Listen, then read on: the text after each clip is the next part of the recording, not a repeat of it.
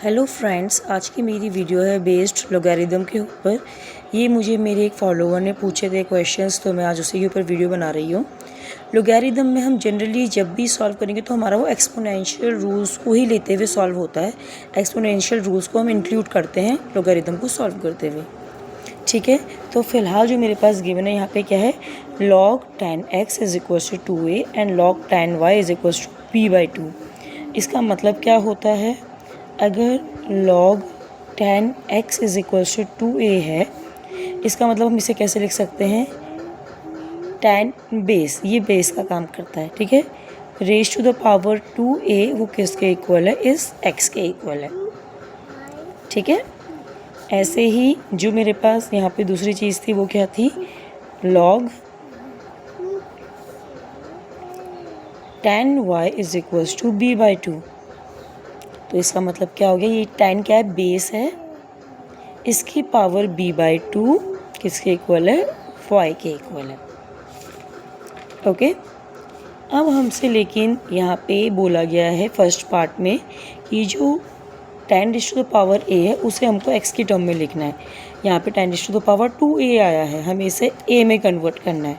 तो अगर tan raise to the power 2a है x के इक्वल, तो हम इसको सिंपल a बनाने के लिए हम क्या करेंगे, इसे 2 से डिवाइड कर देंगे।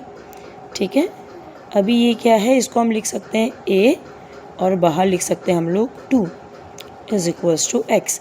अब हमें इस 2 को कैंसिल करना है, तो हम इसे कैसे लिख सकते हैं, इस 2 को इससे मल्टीप्लाई करके, हाफ से मल्टीप्लाई। ठीक है, इससे क्या होता है, ये कैंसिल हो जाएगा। तो जब यहाँ पे हाफ से मल्टीप्लाई कर रहे हैं तो इसका मतलब क्या हो गया कि यहाँ पे भी हमारा ये हाफ पावर से मल्टीप्लाई हो जाएगा। ठीक है, तो ये कितना आ जाएगा, tan raise to the power a is equals to √x। ठीक है, अब ऐसे ही जो हमारे पास जो सेकंड पार्ट है, सेकंड पार्ट में क्या है, अब हमको दिखाना है, हमारे पास जो tan की पहले हमारे पास जो गिवन आया था वो हमारे पास ये था, लेकिन हमें यहाँ पे वैल्यू फाइंड करनी है इसकी 2b rays to the power +1 की। ठीक है, तो अब हम क्या करेंगे, ये जो हमारे पास b/2 है उसे हम लोग 2b में कन्वर्ट करने की कोशिश करेंगे। ठीक है, ये हमें निकालना है y की टर्म्स में। तो हमारे पास जो ये b/2 है उसे हम लोग 2b में कन्वर्ट करने की कोशिश करेंगे फर्स्ट स्टेप में।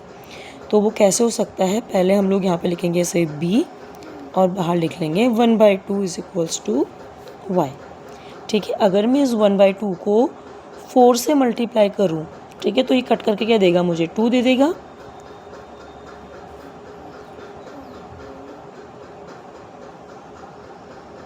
ठीक है, इसने क्या दिया मुझे, tan raise to the power 2b दे दिया है।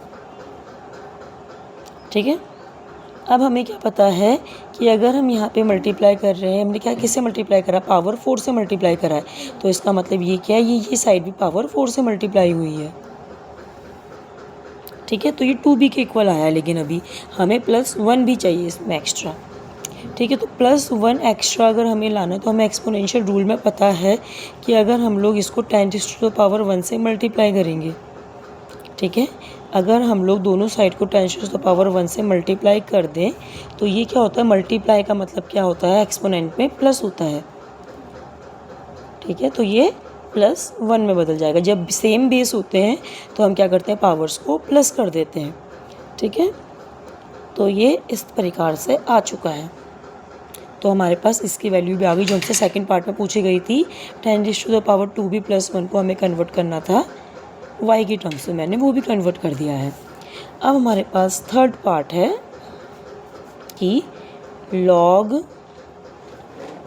tan p is equals to 3a - 2b है।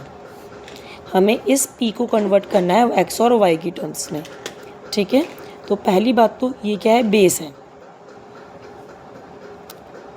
3a - 2b और ये है पावर इज इक्वल्स टू, ये एक्सपोनेंट में आ गया, ये नंबर की फॉर्म में आ गया, सॉरी। ठीक है, तो अब हमें क्या पता है, एक्सपोनेंशियल रूल अगेन, कि जब भी माइनस का साइन होता है तो हम क्या करते हैं, इसे हम लोग डिवाइड में लिख सकते हैं इस प्रकार से। ठीक है, अब हम लोग क्या करेंगे, इसको ब्रेक करते हैं फर्दर, a और ये बाहर लिख लिया हमने 3। अपॉन ऐसे ही यहाँ पे 10⁻²b ही लिखती हूँ मैं, क्योंकि मेरे पास यहाँ पे 2b की वैल्यू हमने ऑलरेडी फाइंड कर रखी है। ठीक है, तो मैं इसे 2b ही रहने देती हूँ। तो अब हम लोग अपनी वैल्यूज़ पुटअप करेंगे। 10⁻a की वैल्यू कितनी है, √x है। x की पावर 1/2 भी लिख सकती हूँ मैं उसे। और 10⁻²b की वैल्यू कितनी है, y⁴।